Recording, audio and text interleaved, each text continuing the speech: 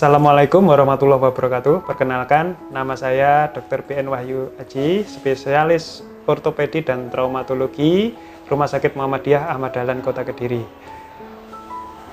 Kita dalam praktek sehari-hari sering menjumpai bahkan hampir semua keluhan pasien yang datang ke rumah sakit dengan keluhan nyeri. Definisi nyeri sebenarnya adalah perasaan tidak nyaman yang dialami oleh seseorang diakibatkan oleh satu dan lain hal. Pada pembagiannya, nyeri itu bisa kita bedakan berdasarkan waktu, yaitu nyeri akut dan nyeri kronik.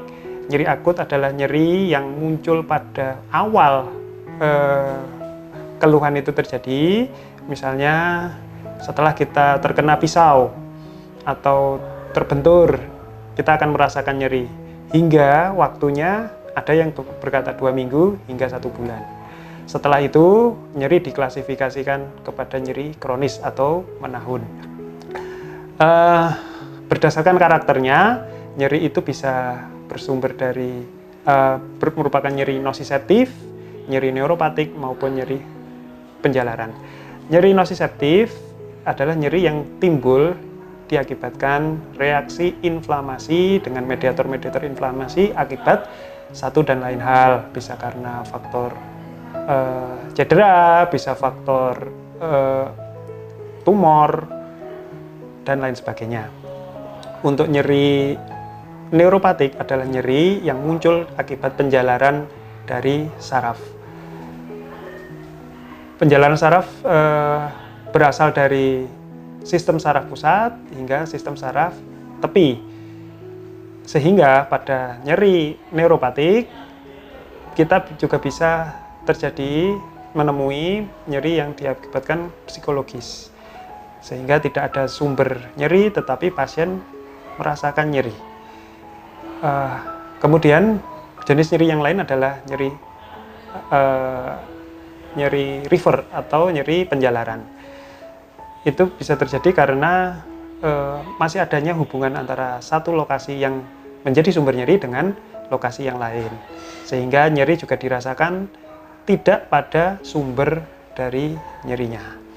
Kemudian untuk melakukan penata-laksanaan nyeri, kita harus pertama melakukan diagnosis dari nyeri itu sendiri. Artinya nyeri adalah alarm dari tubuh kita telah terjadi sesuatu yang abnormal atau kesalahan yang terjadi pada tubuh kita.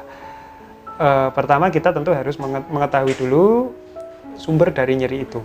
Jadi kita tidak boleh hanya mengobati nyerinya saja.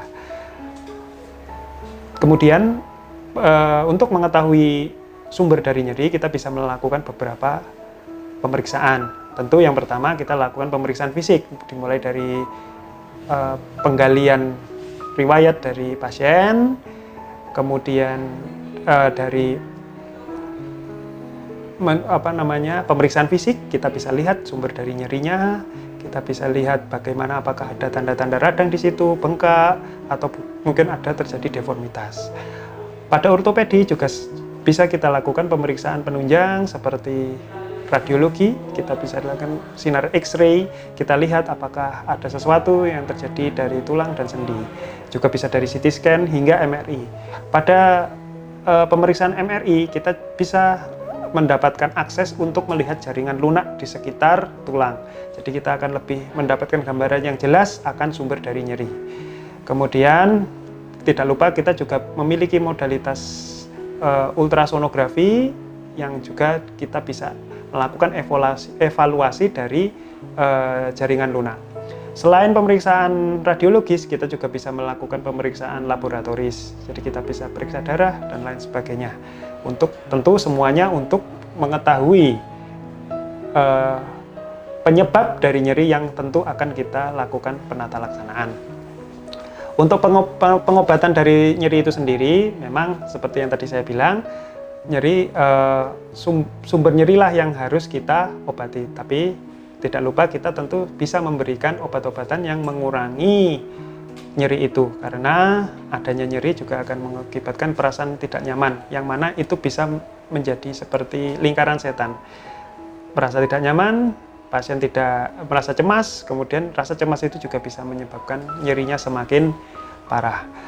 Obat-obatan yang bisa kita berikan bisa melalui dari tahap yang paling ringan seperti acetaminophen, kemudian bisa kita berikan antiinflamasi, bisa dari golongan non-steroid hingga steroid.